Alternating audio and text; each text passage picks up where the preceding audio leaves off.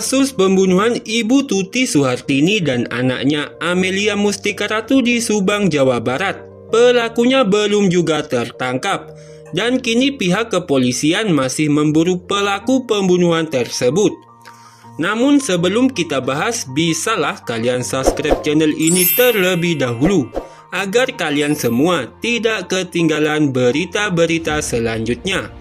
Kalau sudah, mari simak video terlengkapnya hanya di channel Indonesia Seleb.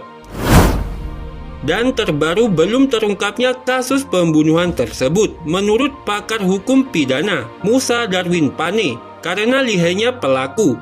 Bahkan dari analisanya, Musa Darwin Pane menyebutkan bisa saja pelaku pembunuhan ibu dan anak di Subang eksekutornya adalah pembunuh bayaran.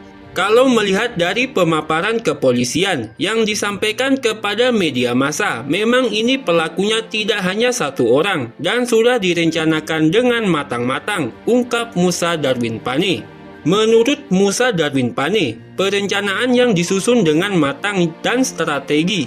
Eksekusi yang jitu tanpa menghilangkan jejak adalah biasanya dilakukan oleh seseorang pelaku profesional.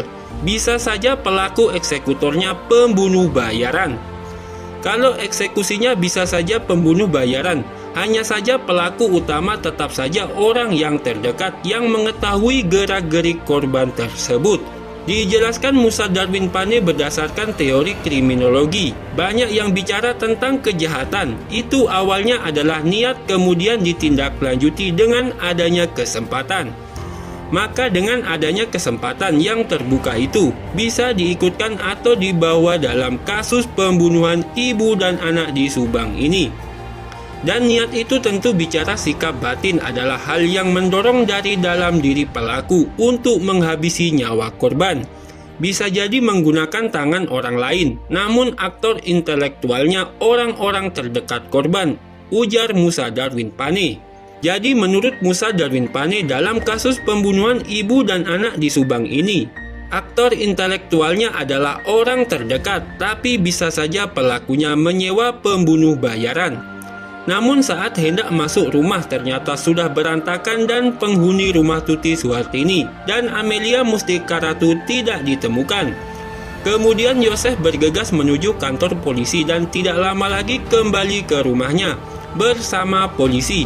Akhirnya mayat kedua korban ditemukan di dalam bagasi mobil pribadinya dengan keadaan tanpa busana dan bertumpuk di bagasi mobil.